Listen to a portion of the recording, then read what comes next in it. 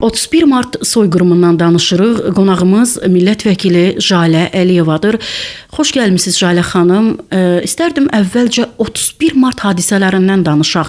O hadisələrə gedən yoldan danışaq. Necə baş verdi? 31 mart Azərbaycanlıların məhz Azərbaycanlı olduqlarına görə, Türk əsilli olduqlarına görə soyqırım siyasətinə məruz qaldıqları, o günə qədər bəlkə də tarixdə mövcud olmayan böyük bir qəddarlıqla, vəhşiliklə qətlə yetirildikləri, günahsız insanların qətl edildikləri bir gün olaraq həm Azərbaycanın tarixinə, həm də dünya tarixinə düşüb. 31 mart 3 aprel tarixləri arasında 1918-ci ildə 1918-ci ilin 31 mart 3 aprel tarixləri arasında Azərbaycanın böyük şəhərlərində, sadəcə Bakıda deyil, Bakıda, Gəncədə, Qubada, Lənkəranda, digər quberniyalarında insanlar qətl edildilər, soyqırıma məruz qaldılar. Tarix boyu Azərbaycana qarşı ikiyüzlü siyasət yeridən, Azərbaycanın belə deyək ki, qonşusu güya olan dırnaqarası ermənilər və onların Daşnaq-Sütun partiyası eyni zamanda havadarları ilə birlikdə elə 20-ci əsrin sonlarında, 21-ci əsrin əvvəllərində olduğu kimi 20-ci əsrin də elə başlarında Azərbaycana qarşı bu deməli soyqırım siyasətini həyata keçirdilər. Və çox təəssüflər olsun ki, bu qanlı hadisələr, tarixin yaddaşına qanla yazılan bu hadisələr zamanında öz qiymətini almadı. Daha doğrusu 1918-ci ildən sonra Azərbaycan Demokratik Respublikasının deməli belə deyək ki, cəhdləri ilə bu soyqırım qeyd edilsə də, yəni rəsmi belə deyək ki, qiymətini alsa da, amma daha sonraki tarixdə ötən deməli Rus işğalı dövründə, Sovet imperiyasının işğalı dövründə, SSR məkanında təəssüflər olsun ki, bu soyqırım unudulmağa çalışıldı. İnsanımızın, Azərbaycanlıların tarixindən silinməyə çalışıldı. Amma qan yaddaşı, gen yaddaşı deyilən bir şey var və eyni zamanda tarixin yetişdirdiyi böyük oğullar var ki, onlar əlbəttə ki, bu günü unutmağa qoymadılar və biz bunu söyləyərkən, bu fikirləri bəyan edərkən əlbəttə ki, Azərbaycan xalqının böyük oğlu, böyük lider, böyük şəxsiyyət, tarixi şəxsiyyət olan Ulu Öndər Heydər Əliyevi bir daha böyük bir rəhmətlə anırıq, böyük bir ehtiramla anırıq. Çünki məhz onun hakimiyyətə gəlişi ilə, məhz onun artıq müstəqil Azərbaycanda hakimiyyətə gəldikdən sonra verdiyi qərarlarla 31 mart günü dünya Azərbaycanlıların soyqırımı günü olaraq tarixə yazıldı və rəsmi status aldı. Və həmin gündən etibarən bütün dünyada da bu soyqırımın baş vermə tarixi və fəsadları, eyni zamanda havadarları bağlı Azərbaycan tərəfindən belə deyim ki, əhəmiyyətli təbliğat işləri aparıldı və dünya bu deməli hadisələrdən xəbərdar oldu. Daha sonra isə Ulu Öndərin layiqli davamçısı özünün də söylədiyi kimi ata vəsiyyətinə əməl edən Azərbaycan xalqının xilaskar oğlu, xilaskar prezidenti Müzəffər Ali Başkomandan Prezident İlham Əliyevin verdiyi sərəncamla soyqırım qurbanlarının xatirəsinin anılması məqsədi ilə və soyqırımın 100 illiyi ərəfəsində sərəncam imzalandı. Bugün artıq həm bütün dünya, həm də eyni zamanda təbii ki, Azərbaycan tarixi bu siyasətin bu soyqırım siyasətinin hansı Azərbaycan üçün hansı məhrumiyyətlərə səbəb olduğunu çox yaxşı bilir və əlbəttə ki, bizim bu bəyanlarımızın arxasında, bu təbliğatımızın arxasında dövlət siyasətimiz dayanır, dəmir iradə siyasətimiz dayanır, dönməz iradəmiz dayanır və hər kəsə bəllidir. Bugün dünya ikiyüzlü standartlarla çalışan bəzi qərb deyək ki, dairələri, qərb diplomatiyası hər nə qədər görməməzlikdən gəlsə də, amma erməni məkirli niyyəti, erməni soyqırım siyasəti ötən illər ərzində, ötən bir əsr boyu davam etdi, pərdə arxasında olsa davam etdi və biz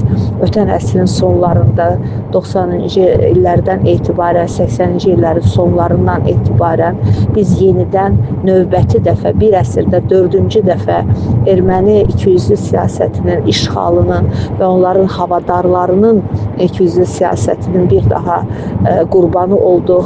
Bir daha özümüz öz torpaqlarımızda qaçqın, köçkün vəziyyətinə düşdük. Evlərimiz dağıdıldı, darmadağın edildi. 1 milyondan çox insanımız qaçqın, köçkün vəziyyətinə düşdü. Torpaqlarımız yerlə yeksan edildi. Abidələrimizə, qəbirlərimizə qarşı təhqirlər etdilər, həqarətlər etdilər və bütün bunlar bizim öz torpağımızda, doğma Azərbaycanımızda baş verdi və bir zamanlar belə deyək ki, Rus siyasəti nəticəsində, Rus imperiyasının siyasəti nəticəsində yanımıza yerləşdirilən, zorla bizə qonşu etdirilən Ermənistan tərəfindən və onların siyasətçiləri tərəfindən Azərbaycana qarşı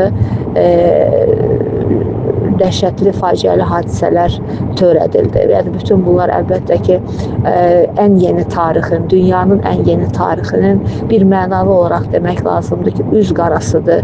80-ci illərin sonlarından etibarən 30 il, 32 il ərzində təqribən Ermənistanın və onun havadarlarının Azərbaycana qarşı həyata keçirdikləri işğalçılıq siyasəti əlbəttə ki, tarixin Xatın faciəsi, Xirosima faciəsi, Holokaust faciəsi ilə bərabər tutula biləcək faciələrdəndir.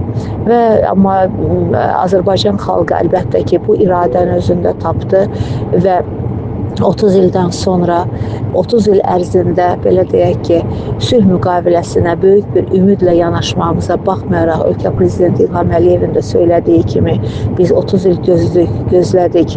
Nəhayət ki, sülh danışıq masası arxasında sülhə nail olacağımızı düşündük, amma qarşı tərəf buna heç bir şəkildə razılıq vermədi və nəhayət biz torpaqlarımızı özümüz, öz qüvvəmizlə və ordumuzun qüvvəsi ilə işğaldan azad etmək məcburiyyətində qaldıq.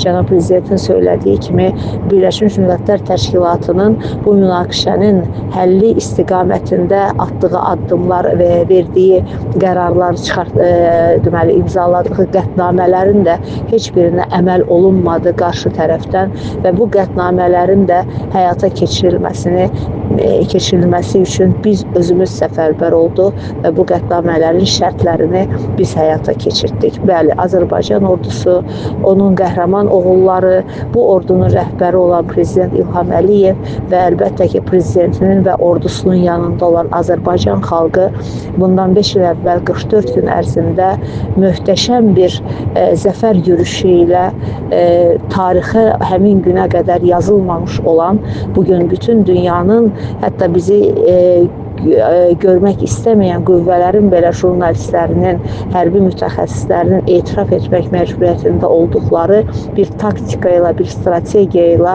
torpaqlarını azad etdi. Son qarışına qədər, bəli. Biz bütün torpaqlarımızda suverenliyimizi elan edənə qədər mübarizəmizi davam edəcəyik, dedi Cənab Prezident və bu belə də oldu.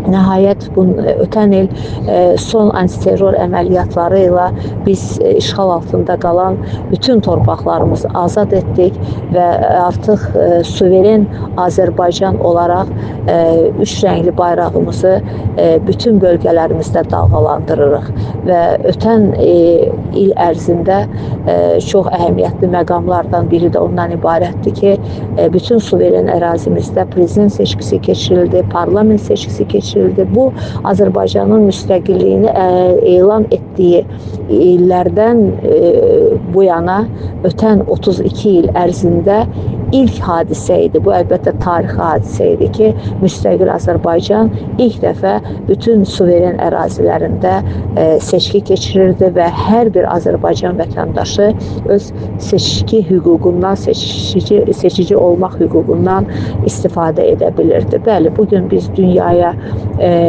azad, müstəqil, suveren, zəfər çalmış bir Azərbaycan olaraq xitab edirik və bugün biz 30 il əvvəl olduğu kimi eyni iradə ilə, eyni möhtəşəmliklə dünyaya xitab edərək bizim hədəflərimizin demokratiya, bizim hədəflərimizin humanizm, bizim hədəflərimizin tolerantlıq olduğunu bəyan edirik və bu günlərdə keçirilən 12-ci beynəlxalq qlobal forum və bu forumun özündə də müzakirə edilən məsələlər və Prezident İlham Əliyevin bu forumdakı tarixi çıxışı, toxunduğu məsələlərin hər biri əlbəttə ki, bugün dünyanı, bölgəni və əlbəttə ki, Azərbaycanı narahat edən məsələlərdir və bütün bu məsələlərin həllində, bu problemlərin həllində Azərbaycan hər bir zaman bir belə deyim ki, yol göstərən qüvvə olmuşdur və bundan sonra da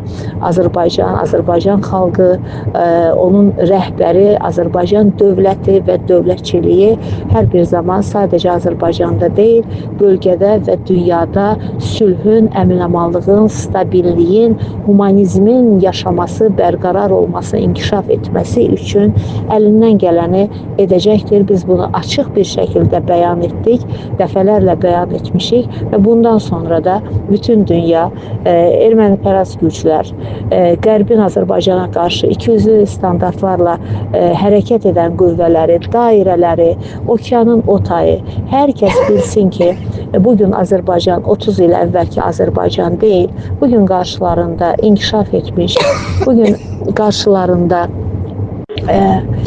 güclü bir Azərbaycan var, mövqeləri möhkəm olan bir Azərbaycan var və bu baxımdan da yanaşanda əlbəttə ki, 31 Mart Dünya Azərbaycanlılarının soyqırımı günü ərəfəsində bu günlərdə əlbəttə ki, bütün dünyanın bir daha bunu bilməsi çox vacib bir şərtdir ki, Azərbaycan heç bir zaman öz mövqeyindən geri çəkilməyəcəkdir. Azərbaycan haqlı iradəsini, ədalətli mövqeyini bugünə qədər sərgilədiyi kimi bundan sonra da eyni mövqeyi sərgiləməkdə və eyni siyasəti həyata keçirməkdə davam edəcəkdir.